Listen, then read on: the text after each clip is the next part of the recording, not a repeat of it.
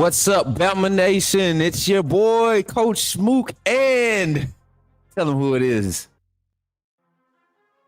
Jackson Johnson, all right, here on the 25th edition of Alabama Primetime Live 25, all right here on Alabama at the Voice of College Football. Let's We've got go. a lot of news here and there, everywhere, all right here on Alabama at the Voice of College Football. Let me tell you something, folks. You're going to be in for a wild ride. How you doing today, good buddy? I'm doing good, man. I'm doing good. I'm ready to get into it, man. But before we get into it tonight, here to discuss some hot Alabama topics after today's practice. We're going to start the show off a little different tonight. We have your footage from Ryan Grubb's interview, the actual footage finally released by the University of Alabama. We're going to react to that. Then we got some practice footage. You saw some of the B-roll on the intro of the show. Got a few more minutes of that. Going to react to that. And then we're going to just dive into some conversations tonight, man, and get some thoughts and some perspective on some of the news and headlines that we're getting from camp today. I have my sources working hard on the ground today, and we got some topics to discuss here on the Voice of College Football for this hour. So, yeah, y'all check in. And if you're checking in live on the Coach Smook Network, please drop a like over there, but hop right over here on the Alabama at the Voice of College Football. We're live. That's the main channel where you want to catch all this content. Go ahead and filter your way over. Come over and join the fun. And shout out to everybody in the chat, man. Thank y'all for tapping in, being early, tapping in. Jordan Wright, Roll Tide, man. Appreciate you all. Appreciate y'all for tapping in. And again, Darius for checking in over there on the Coach Smook Network. Y'all tap in, man. Let's get into it. Let's make it happen tonight. Share, like, subscribe.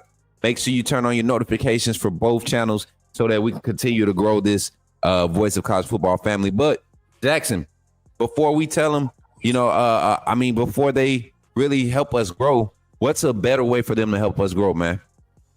Well, they can also become YouTube members, all right here on Alabama at the Voice of College Football, especially where we got the membership tiers, especially for $2.99 a month.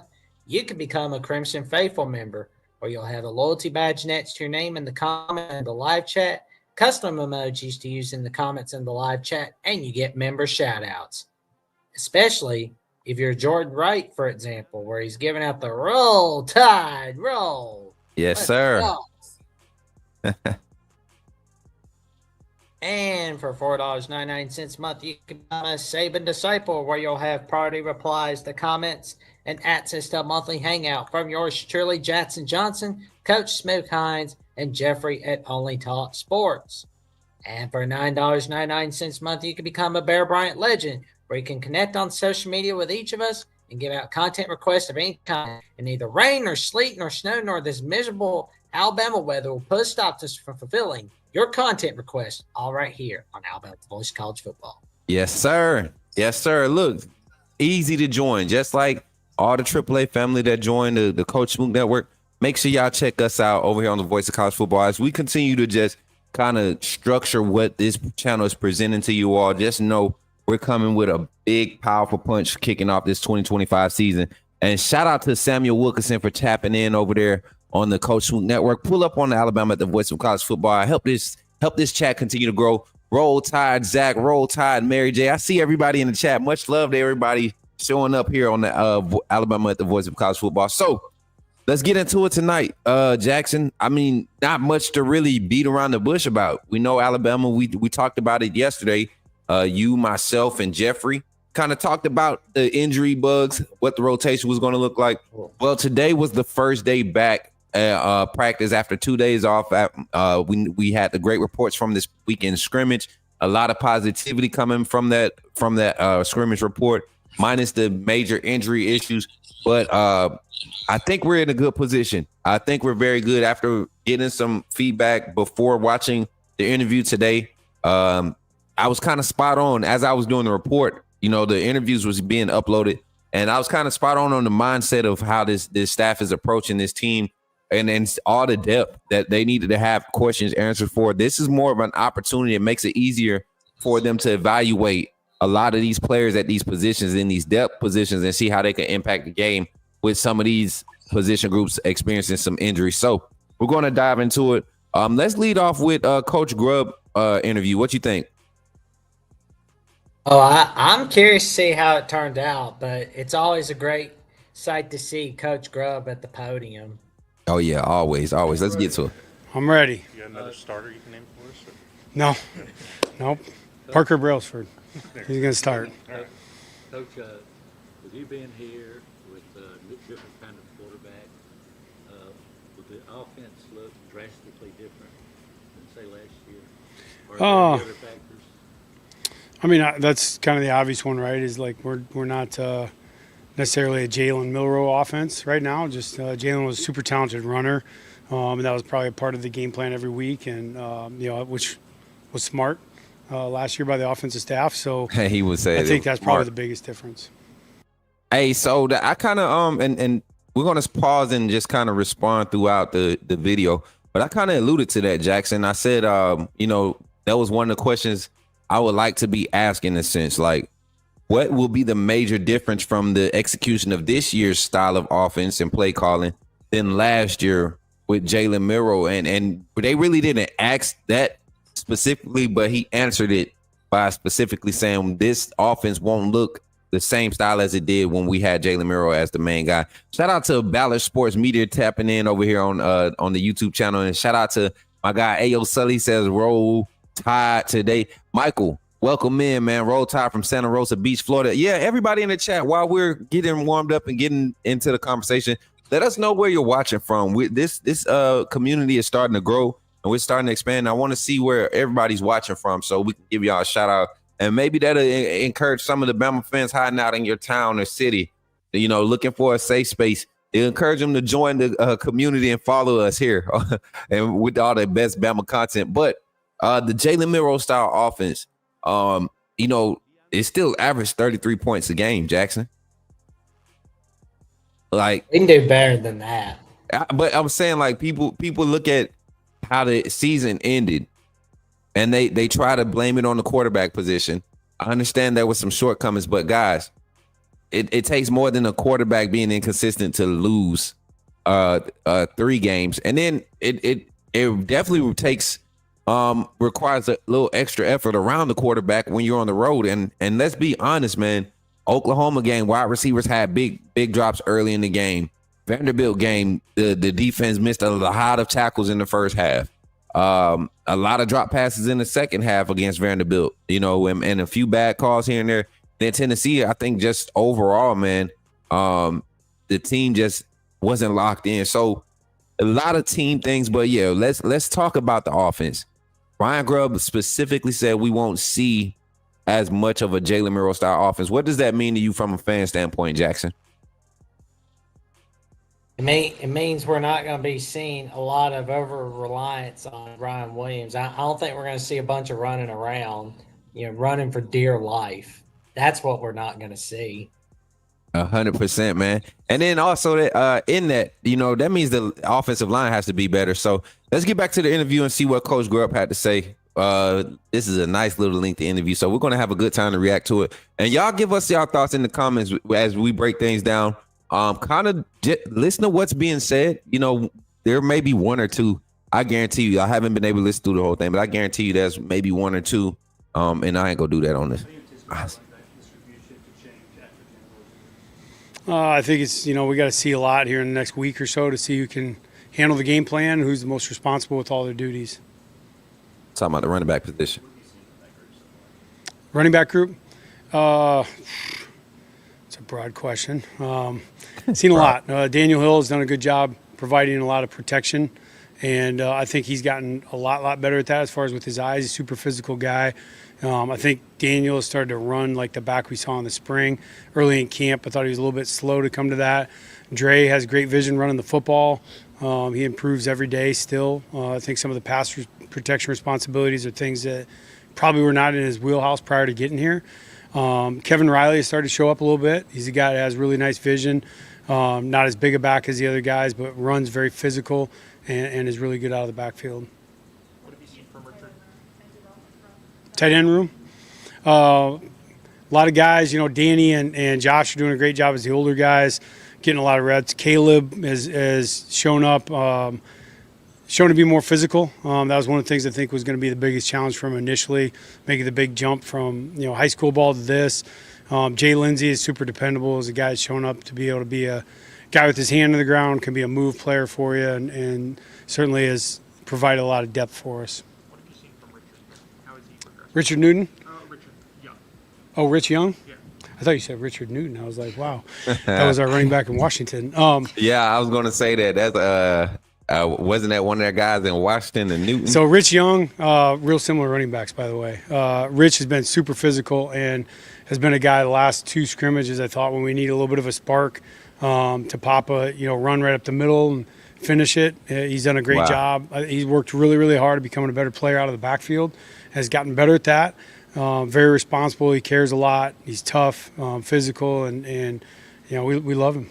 Hey, yeah, AAA family, you all know why I'm cheesing so hard over here, because this is literally my first time watching the interview. Okay. But you all know what we were doing when this interview was happening, or when this was supposed to be being posted. We were actually live, and to be echoing some of the same things. Shout out to the Voice of College Football Alabama Network, like the team that helps us with getting our resources and supplying us with our own information. Shout out to the people that really believe and support our organization. Because a lot of takes that I had earlier, man, you would think that I was at the interview with Ryan Grubb. You would have thought I was his PR.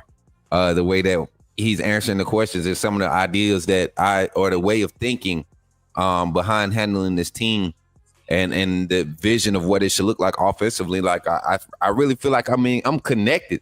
But with that being said, shout out to everybody in the chat, man. We got Blue Ridge, Georgia checking in, Mary J checking in. We got Jordan Wright checking in from the $1 Million Band himself, man, checking in from Tuscaloosa, Alabama. Then who else we got, man? Zach checking in from T-Town, home of the University of Alabama Crimson Tide. Who else, man?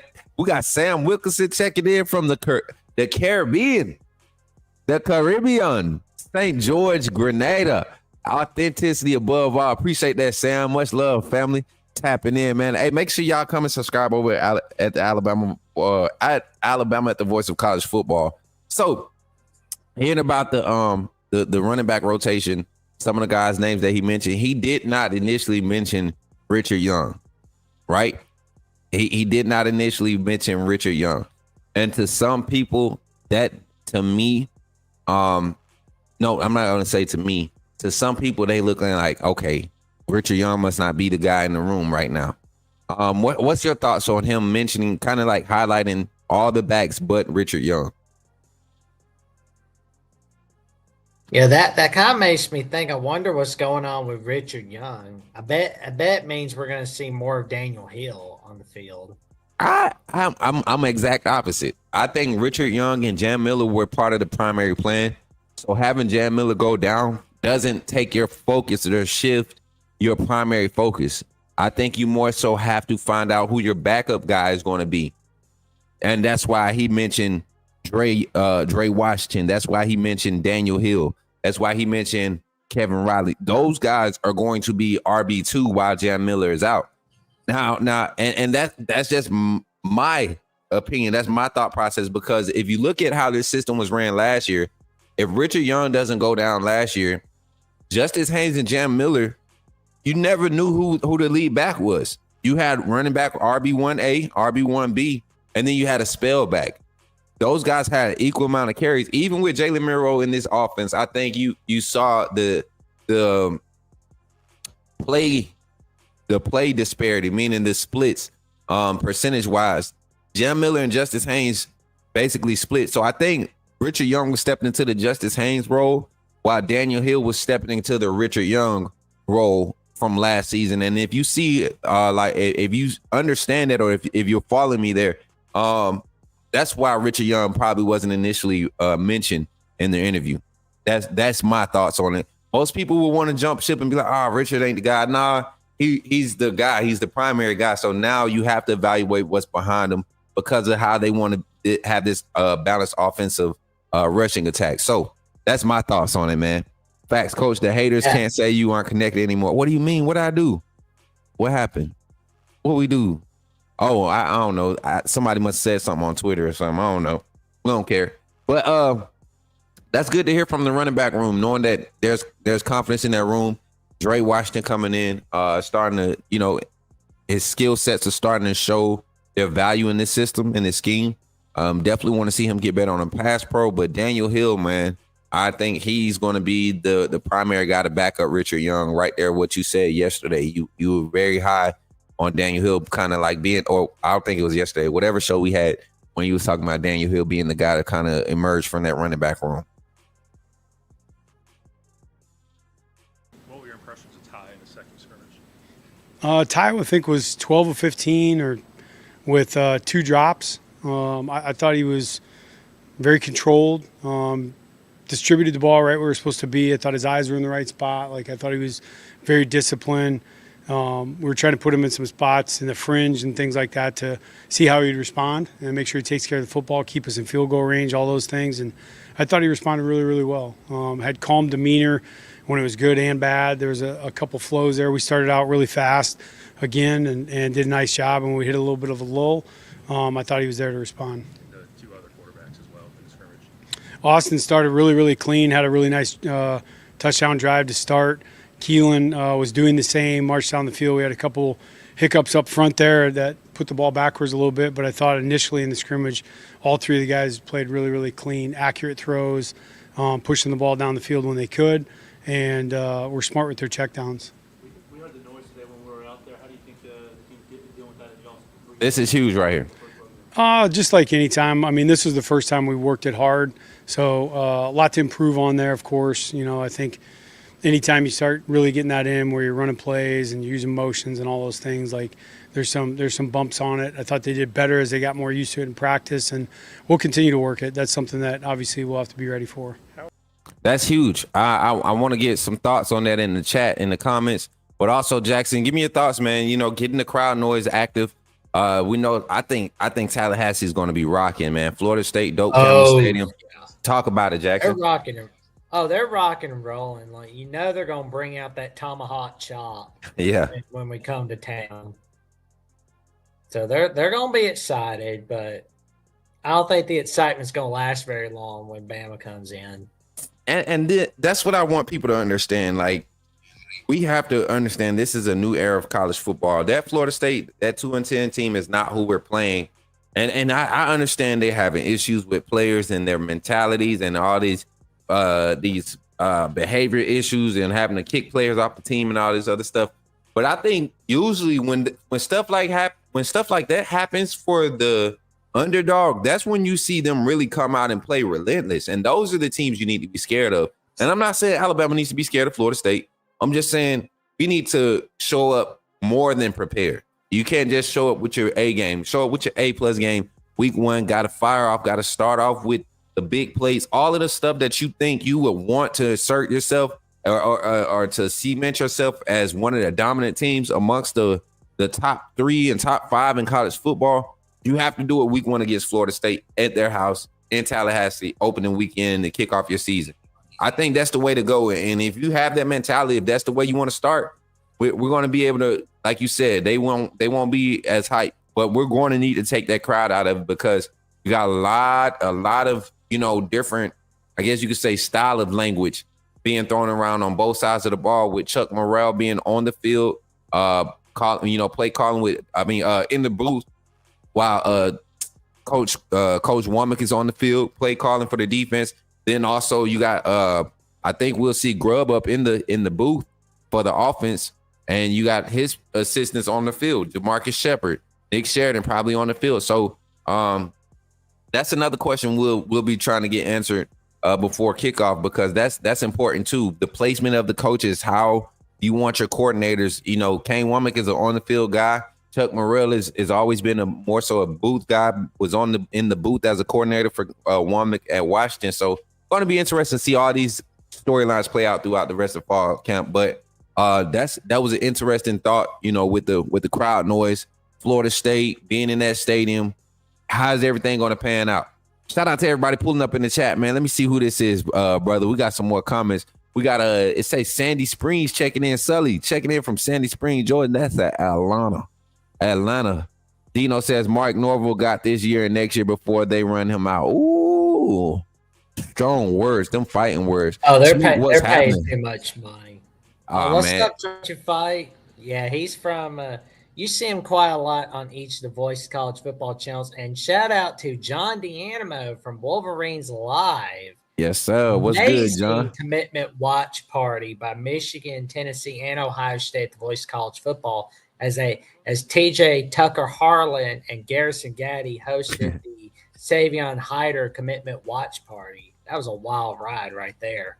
I know Yeah, Michigan's happy. Hey, we're happy Tennessee's not getting them. So that's yeah. a Not only that, but I think we saw that one early in his recruitment. A lot of people were kind of skeptical about it. I'm like, nah, he's definitely a Michigan fit. So congratulations to Michigan, man, and shout out to you, brother, for tapping in with us tonight as we break down this Alabama Crimson Tide, man. Ryan Krubb was up for interviews today, media availability. So kind of just reacting to it, man, and giving our thoughts and our insight based off the reports. And it's funny because, like I said, man, a lot of things that we talked about on the post-practice report before seeing this interview and some of the footage, man, they were definitely we were spot on. So Or Cam and Gino doing at guard, and how comfortable would you be rolling out there with Guard that position. if Jaden's not back? Very comfortable. Those are two veteran players, very versatile too. They can both play left or right, so they're interchangeable. But Cam brings a lot of physical presence to him. Gino is a savvy player that knows how to connect with his center. What will your offense miss without Jam Miller, and what have the conversations been like with him? How's he kind of holding up after these? Jam is he's such a stud. I mean, he is he'll be a value to our team no matter what right now, just because of his demeanor and leadership. So I think that's one of the things you miss on the field right away is just him being out there. There's a presence to him when he's on the field, so we'll certainly miss that. His explosiveness, his running style, all those things will be missed. But he's been great. I think he's in high spirits. He knows this is a temporary setback, and he'll be ready to go. So we actually were able to get a message to Jam from the family. So be looking out for that response. I'm gonna post it. We got permission to post it when we get the response. So be looking out for that, y'all. During open availability, Josh mentioned that you're going to be using them in unique ways. What does that look like from an offensive standpoint? Oh man, a lot of Talk things I about can't talk about. tight end I don't usage. know.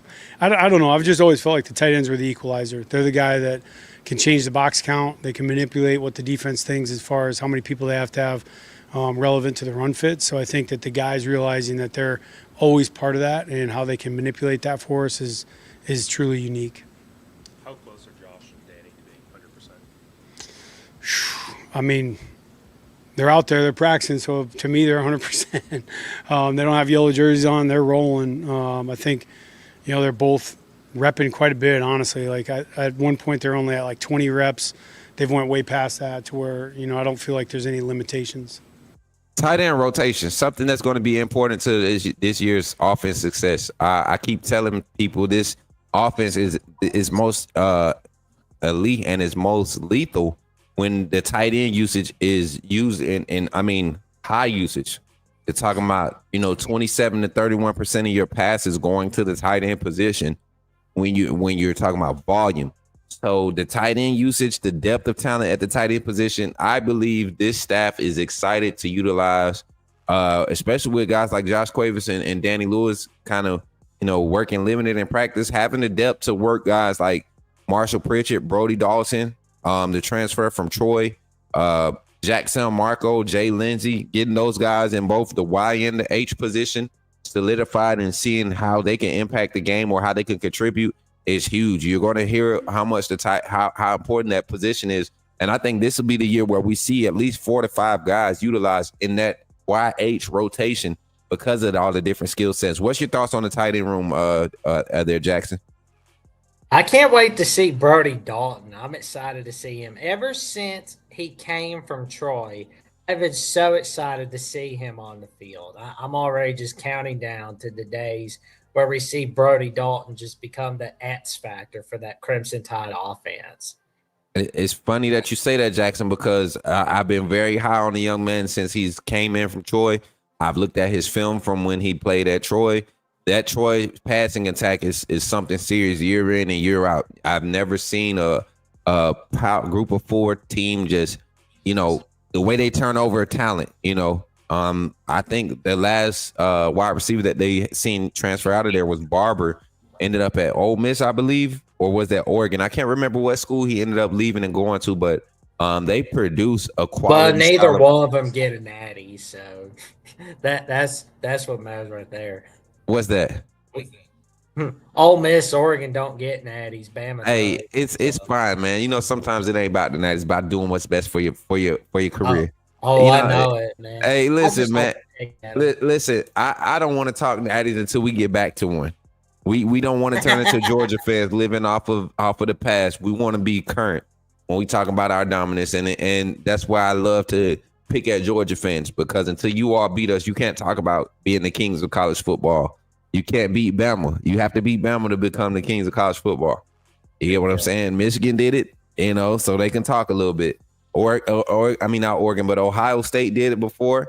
They can talk about it. Georgia, yours is in the past. We done one up you since then. So, and then also on some updates with the injuries, Danny Lewis and Josh Cuevas have always, like, they're going to be injuries where players may have to sit out one practice because of swelling or something like that. But you got to understand, man, players, like, you're never fully 100%. There's very rare when you start your collegiate career. You're very rarely going to, if you played a lot of minutes as a varsity player through high school, you're playing through injuries just about your whole career.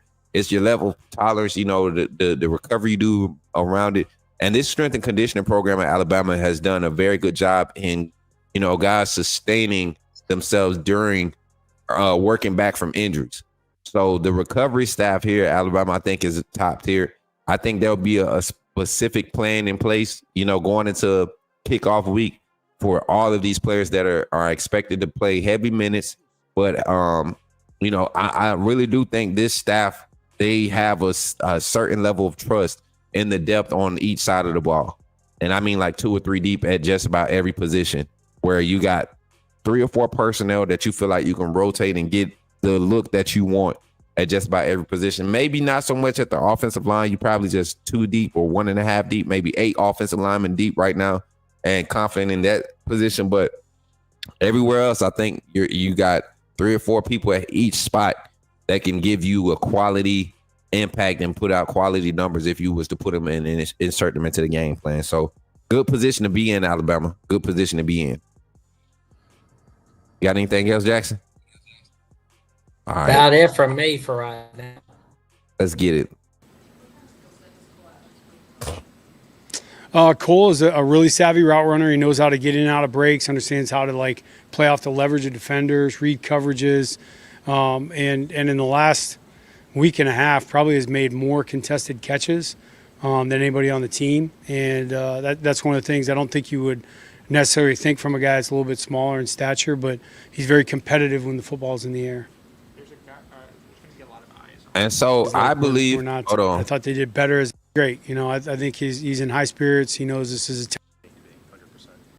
100%. I think that was a question asked because we reported, and this is something that I saw. Cole had a rough scrimmage, number 2. It had a lot of targets, but there were a few drops. I want to say it was two or three drops. One was strongly contested. The secondary played very good in the second scrimmage. You didn't see many big plays, but 2 of them were drops. Kind of just not getting his head around or getting his head around. And I think one was kind of behind as far as timing wise, but definitely hit his hands on all 3 of them. And like you said, a lot of his catches are contested catches. I think he still ended up with 4 or 5 receptions. Probably was the second or number 1 most targeted receiver in the scrimmage this past weekend. So going to see his workload continue to increase as you're able to spell guys like Jeremy Bernard and Ryan Williams in this offensive style. That way you're using them for explosive style plays, and the play calling matches up, man. week and a half probably has made more contested catches than anybody on the team. And that's one of the things I don't think you would necessarily think from a guy that's a little bit smaller in stature, but he's very competitive when the football's in the air. There's going to be a lot of eyes on, obviously, Ryan Williams heading into year 2. Yeah. What's kind of been your message to him over the course of this fall? Y'all know that voice. For that stage that he's about to sign. Well, Ryan kind of does that himself.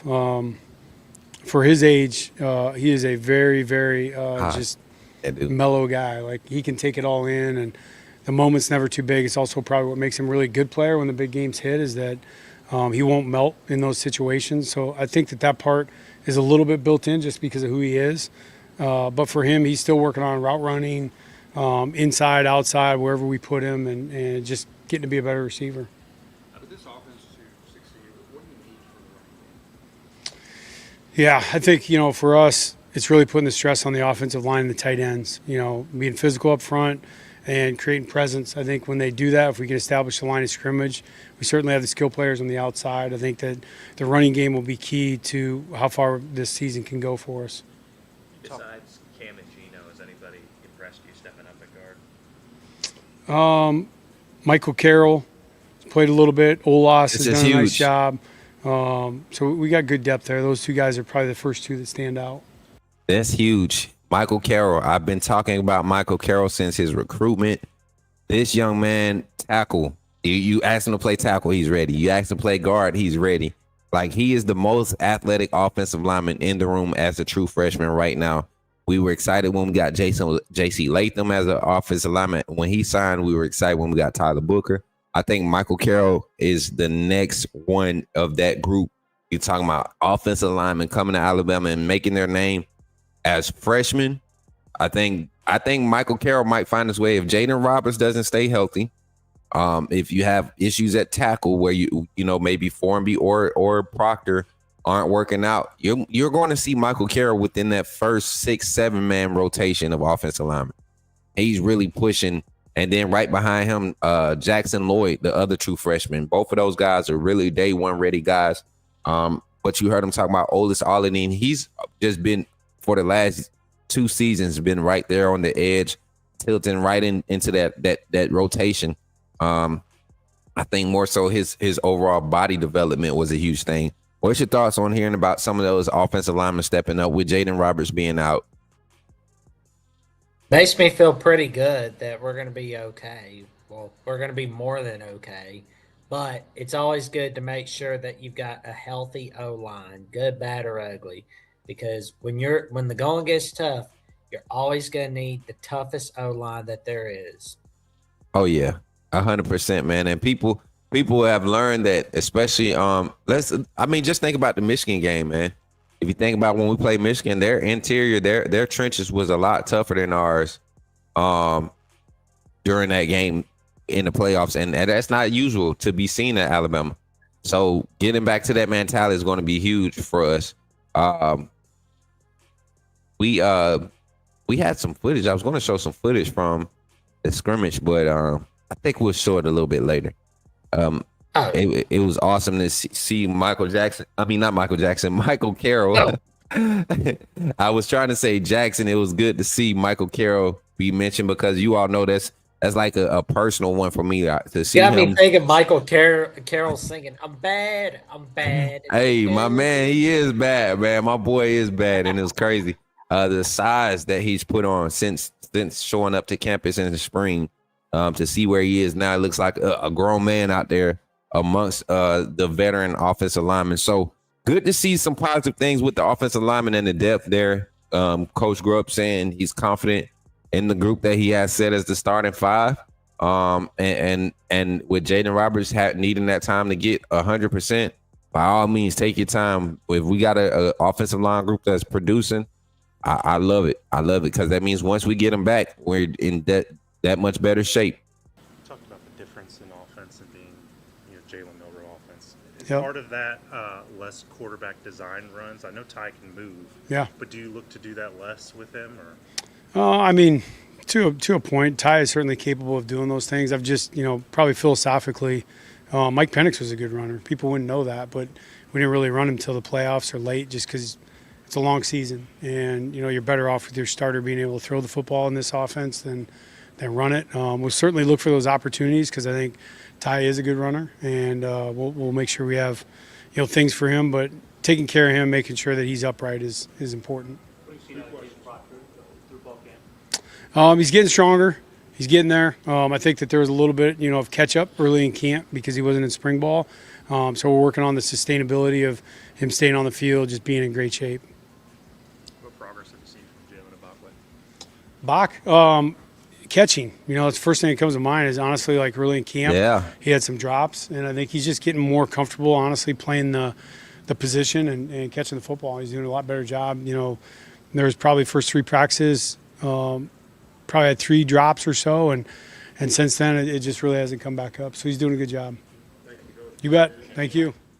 Great interview by Coach Grubb, man. Definitely want better questions, man. We always have our complaints over there on our network, but I think today was pretty solid. Looking at all of the reports, man, just Caden Proctor got up and spoke about the continuity of the offensive line, how guys are just up and ready to be next man up mentality. I think that's going to be huge for us this season, Jackson. I really do, man. Seeing a lot of depth get the opportunity, kind of like how we started last season, but it's not a surprise this year. I don't know if you all remember week 1 against Western Kentucky.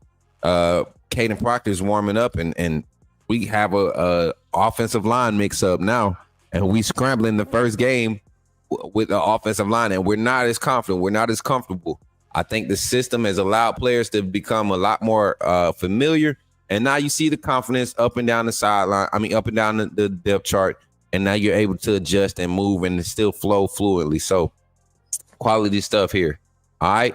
Looking at the practice film, man, let's react. Look at Jeremy Bernard, man, wide receivers going through some warm-up drills.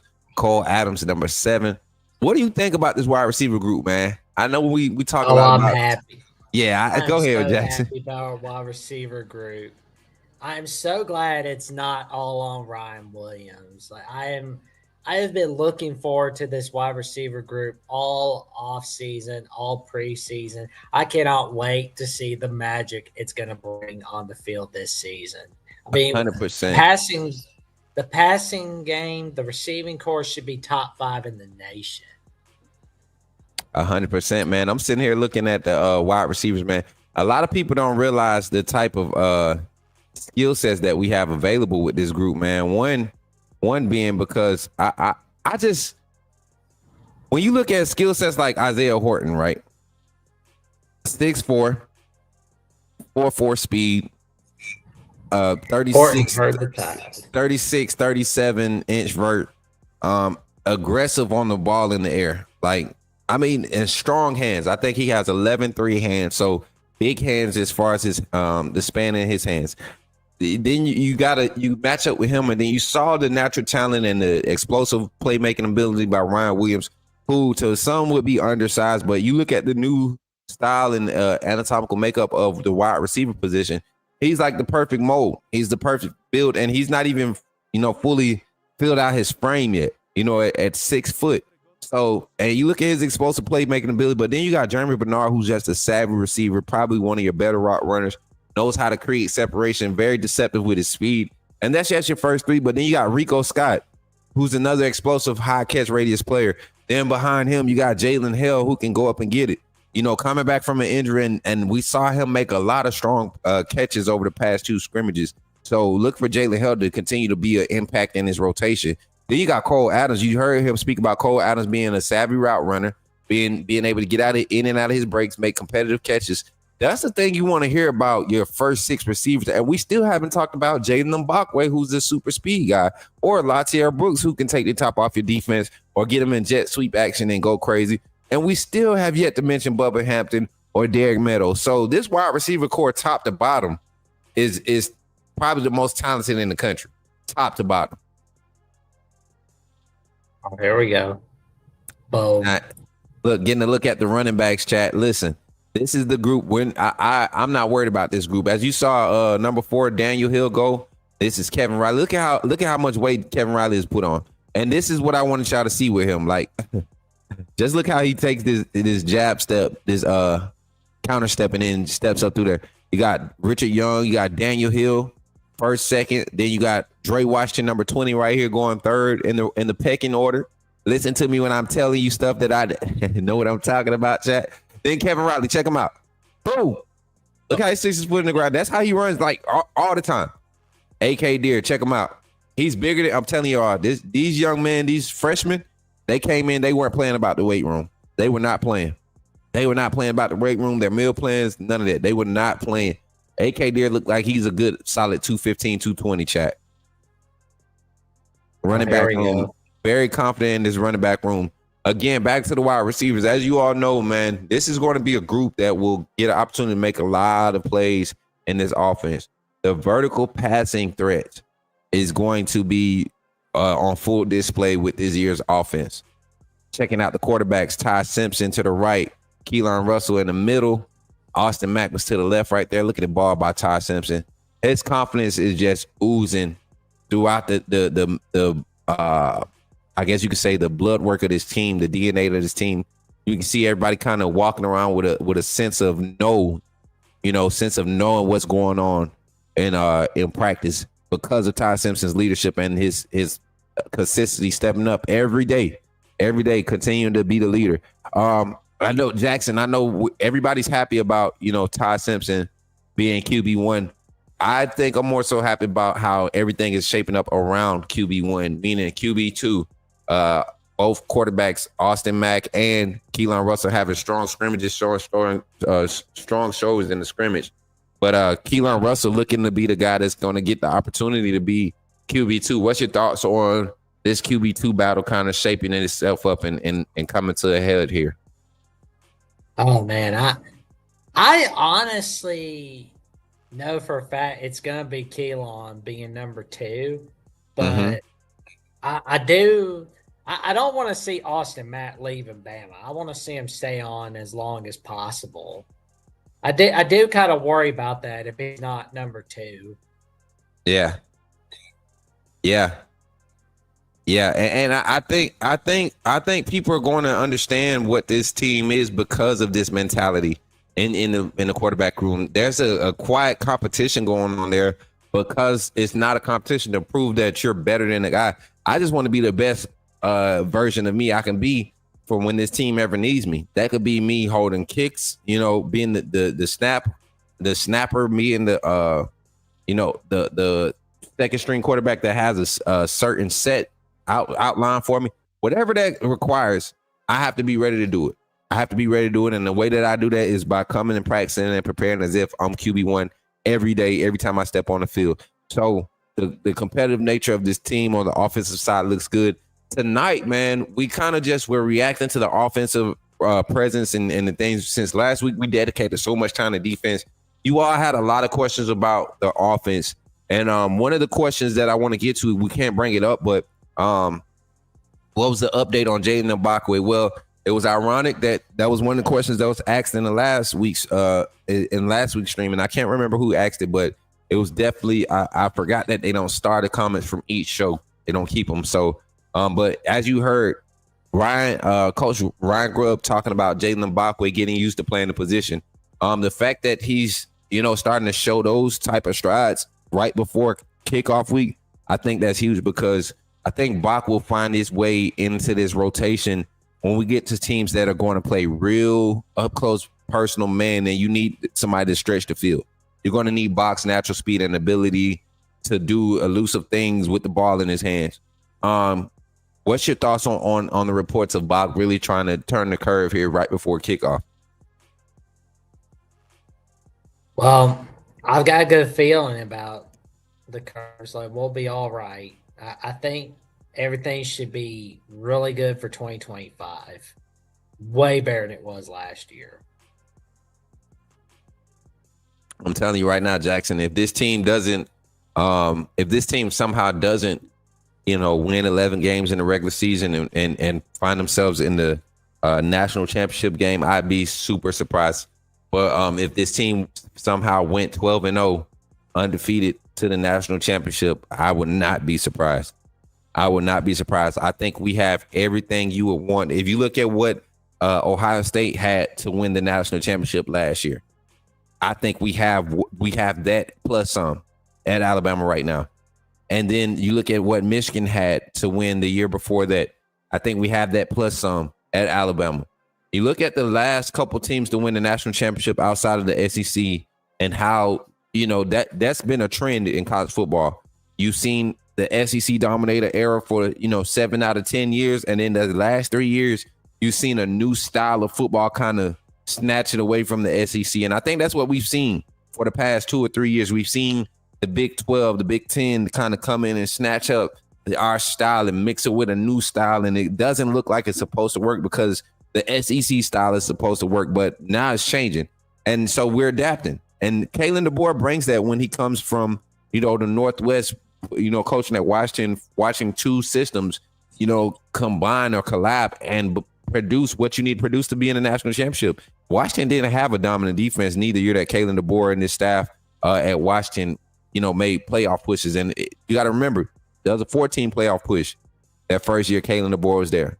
So imagine if it was an 8-team or a 12-team like we've been able to see for the past 2 years. So going to be crazy to see how this season turns out, Jackson. Oh, they'd have been scary. They'd have been scary for sure. Like Washington in 2022, 8-team playoff or 12-team, that would have been ugly for one or two teams. Oh, yeah. I think they make a strong push. And then you got to think, that's a school that couldn't even utilize the portal like you thought they would have. And they maximized player development in the limited time that they got those guys that came in the portal. So that's where we got to remember as Bama fans, we have a coach that specializes in development, key player development on the offensive side of the ball as the head coach.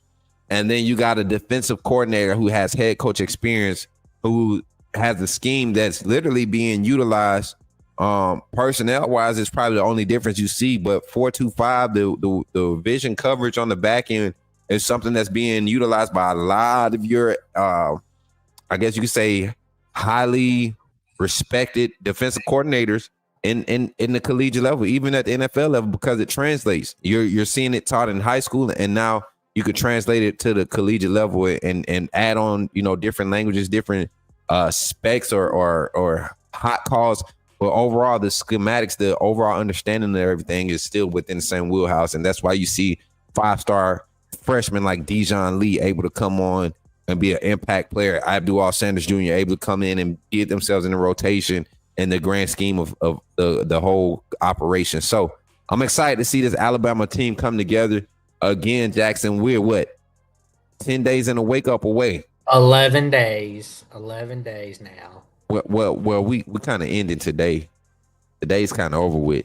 I think I'm about to go to bed early. So there you go. I don't know, man. Tuesday night. So it's Tuesday, man. I don't got nothing else to do, but we got some editing to get done. Jackson, let the people know where they can find you, man, as we get up out of here, brother. Well, they can find me on Jackson Johnson 979 on my personal YouTube channel, where I've got my show, The Jacksonian, and I've got numerous collaborations with my buddies Will and D and Sports Talk with Austin. And you can check out my updates on The Jacksonian and on Alabama with the Voice of College Football on Jacksonville CFB on X/Twitter and on Instagram and Threads at Jackson Johnson 543908. Where I also put out my calls on the Paul Feinbaum Show, where the weekends are full of surprises. Yes, sir. Yes, sir. And y'all already know where you can find me at. I'm your boy, Coach Smoot, founder of the Coach Smoot Network, but serving here as an analyst and host over here at the Alabama at the Voice of College Football. Glad to be a part of this family. But you can definitely find me at Coach Smoot on all platforms. That's at Coach Smoot on all platforms, all your major social media sites. Go follow, subscribe, do whatever to stay in tune with all your Alabama content and coverage. We also got some fitness and lifestyle things being posted. Definitely check out the Coach Smoot Network on YouTube. It's the best, probably the best content coverage you're going to get interpersonal with the team. We got recruiting over there, everything you want over there on the Coach Smoot Network. But don't miss out on your informative coverage here on the Alabama at the Voice of College Football. This team that we putting together, man, we're not done yet. We're not done building yet, Jackson. So they better watch out. I'm telling y'all. And make sure y'all check us out live when we're live. Check us out on all the audio platforms: Apple, Spotify, Amazon, iHeart. Leave a rating and a review so we can know to give you a shout out, man. We be looking for all this stuff so that we can let the community know that we appreciate you all going the extra mile to support us and allowing us to be heard across the nation talking about our Alabama Crimson Tide. It's perfect to listen to, especially with the kids back in school this week. Tell them about it, man. You ain't got to stop and watch my, big forehead or watch Jackson making all these weird noises and stuff. You can just listen to it.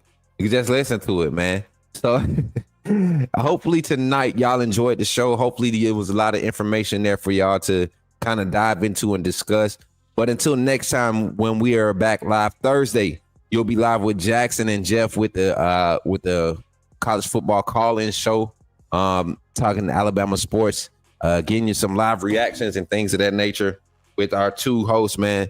Can't wait to see Jeffrey back in the house, man. We had fun. Yesterday, I was dealing with some technical difficulties, but we got that thing rolling, and it was a good show. So I'm excited to get into it. Spoiler alert! We'll be making fun of Auburn a little bit. Oh yeah, you got to national titles. Yeah, them and their national titles, and their 5-star transfer quarterback that can't complete a crosser, 2-yard crosser. But we ain't gonna talk about that tonight. We're gonna let them live tonight. But with that being said, Jackson, anything else before we let the people go? Tell your friends, your family, and the cashiers a post about the magic that you'll be seeing all right here on Alabama with the Voice of College Football, Mondays, Tuesdays, and Thursdays, and Saturdays after every game, all right here. Yes, sir. Hey, and don't forget, y'all, starting September, when we kick off our new schedule, our updated schedule, we'll be posting a video about it here soon. Y'all be on the lookout for it. And with that, remember, y'all, we love you all, and roll tide. Roll tide, roll. Y'all be blessed and enjoy the rest of your evening. God bless.